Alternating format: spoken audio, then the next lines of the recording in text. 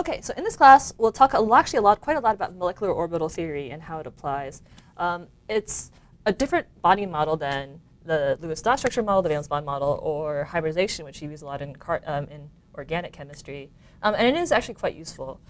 So I'll do a quick review about this, since I'm sure you've seen this before in Gen Chem as well.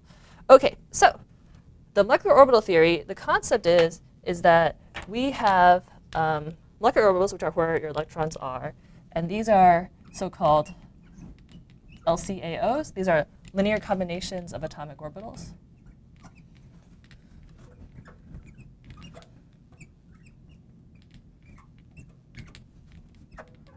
Atomic orbitals.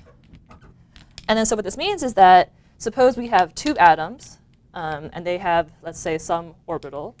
Then when we form the molecule from these two atoms, then we can express that molecular orbital, the new molecular orbital, as a wave function. And then so this wave function will be some linear combination, which means that we have some coefficient, and then we have this atomic orbital 1, and then we have a second coefficient of this atomic orbital 2. And then so by having these linear combinations together, then we have the final molecular orbital. And then so the classic example is if you want to think about two hydrogen atoms coming together. So we're thinking about forming H2. So what we have is, on the left, we have one hydrogen atom. On the right, we have another hydrogen atom. And then, so the hydrogen atoms only have one orbital, which is their 1s orbital. And then, of course, the 1s orbital looks like a sphere.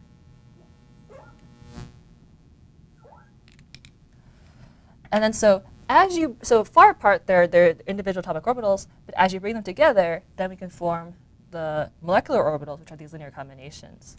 And the key thing to remember is the number of atomic orbitals going in will be the number of molecular orbitals going out. So we'll form, with these two atomic orbitals, we have to form two molecular orbitals. And then we won't go into the details of why, but suffice it to say, we'll form one that's lower in energy than the starting atomic orbital energies. And then we have a second one. So these are our two molecular orbitals. And these are typically called the sigma bonding orbital. And here will be sigma star, which is anti-bonding. Anti-bonding, bonding. So bonding is stabilized with respect to the atomic orbital energies. And then what they look like is, if you have our two atoms, which I'll draw as kind of like two dots here, the bonding combination is where the orbital density, electron density, is located between the two atoms to form that stabilized bond. So realistically, it looks something kind of like this. But for simplicity's sake, we sometimes just show it as, we just draw it as two circles, kind of in the same phase, overlapping like that. Okay, so that's our bonding orbital. And then so these are, you can imagine that this is basically our psi1s plus psi1s. So they're both in phase, same phase, bonding. And then our other linear combination, because we had to form two linear combinations, would be where they're out of phase. So psi1 minus psi2.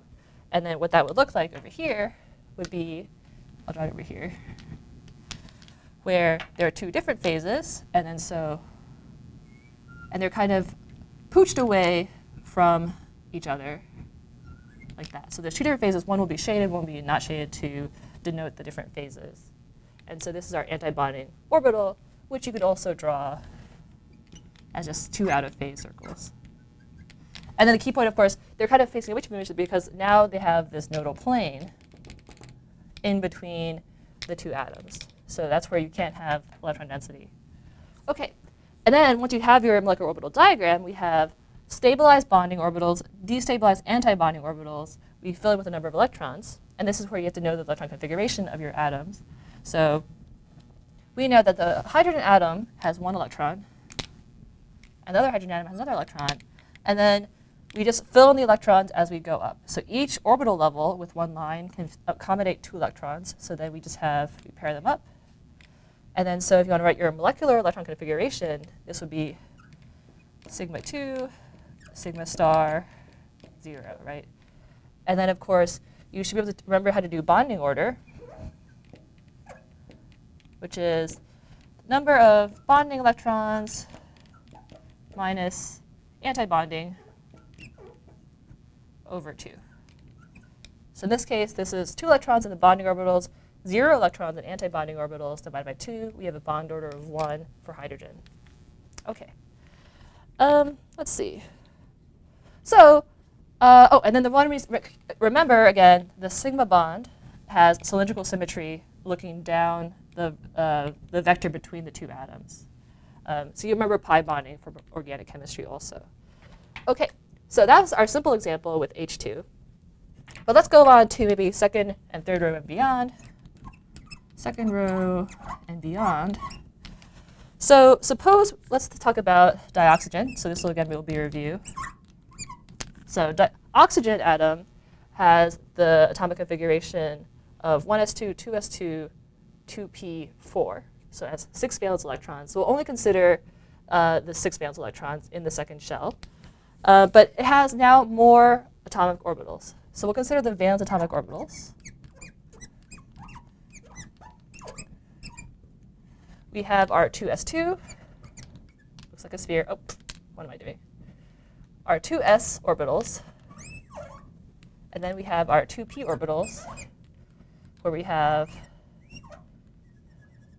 px, py, and pz, which I've just pointed, z is down the axis of bonding that we'll do later.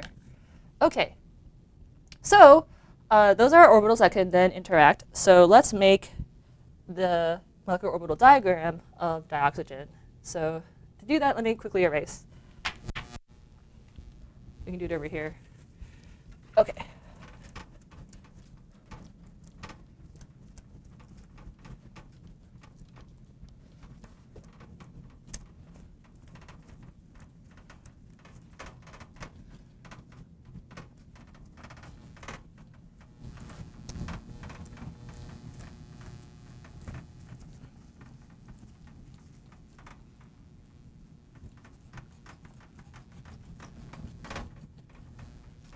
Bye. Okay.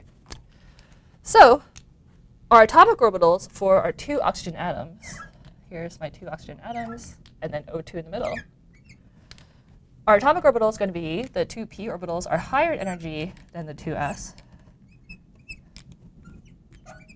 And of course, the 2p orbitals are all degenerate energy, meaning they're the same energy, because px, py, pz, there's no directionality involved in the free atom. Okay, so the same for the other atom. Here's our 2p, here's our 2s. And then so the s orbitals are spheres, so they have to interact with cylindrical symmetry. And so these will be sigma bonds. So just like with hydrogen, we can form bonding and antibonding combinations. So we'll form our sigma, sigma star. Those are our antibonding combinations. Yeah, and then these should look like here. And of course, we can draw their origin if you want to.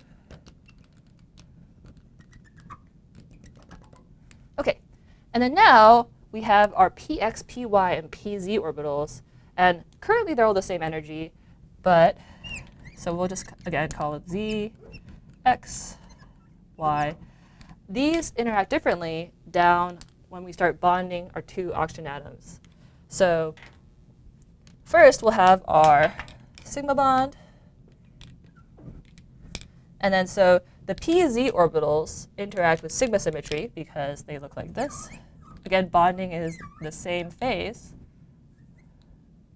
So if you look down this vector, there's cylindrical symmetry. There's no nodal plane containing the vector of the 2 atoms. And so this is a sigma bond. And there will be a correspondingly high energy sigma star bond in which they're out of phase. Okay. Okay, so then the px and the py form the pi orbitals, which you're familiar with. Okay, so these are our pi orbitals. And of course, we also form pi star. Okay, and of course, the pi orbitals, there's two of them here because our px can form a pi bond, like so. So these are in phase. And then our py's going into the board can also form an in-phase combination.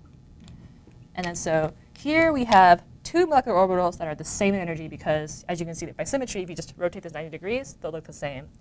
Yeah, and then we have the out-of-phase combination, which I'll also draw. Things get kind of messy. Here we are out of phase.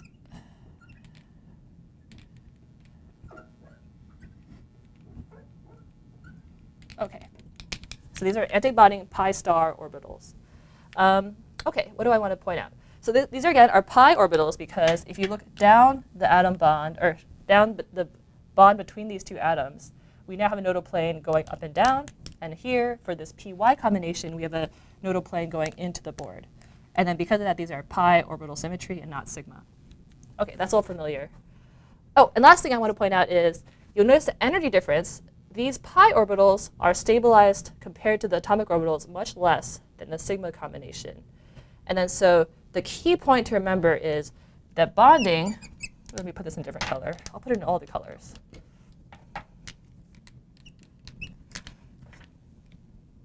Okay, bonding has to do, you have to have good orbital overlap,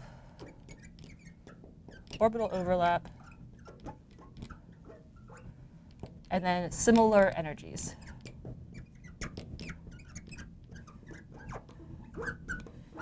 And that dictates how much energy your bonds are stabilized by.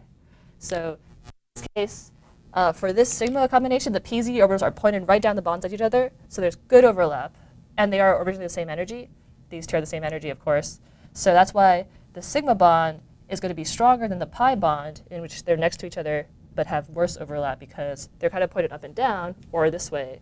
So how much they overlap is going to be weaker than that of the sigma bond. So that's crucial to remember, and that should be a review for previous classes that you've had. So with that, oh, one last thing to point out. You might have noticed in your textbooks that for dilithium through dinitrogen, the ordering between these two is switched. That has to do with a more complicated quantum factor from mixing of the orbital symmetries. So we won't go over that in this class, but for this class, don't worry about it. If you do a diatomic, this ordering is fine. Okay, and then lastly, we fill in the electrons. So oxygen has 6 valence electrons. 1, 2, 3, 4, 5, 6. 1, 2, 3, 4, 5, 6. And then we fill in our electrons, so there's 12 total. 4, 6. Okay, and then so here we have 1, 2, 3, 4, 5, 6, 7, 8 bonding electrons. 1, 2, 3, 4 anti-bonding electrons. So our bond order equals 8 minus 4 over 2 equals 2. So oxygen has a double bond. And then one thing else to remember is that in these pi star orbitals, these two electrons from like the kind of alpha principle and the Pauli exclusion principle, we're going to have these two electrons pointing in the same direction. And then so overall, oxygen has 2 unpaired electrons. And then so therefore, it is paramagnetic and not dimagnetic. Dimagnetic is every electron's paired. Paramagnetic, we have unpaired electrons. So hopefully that was all review. And we'll go over do some practice problems in class.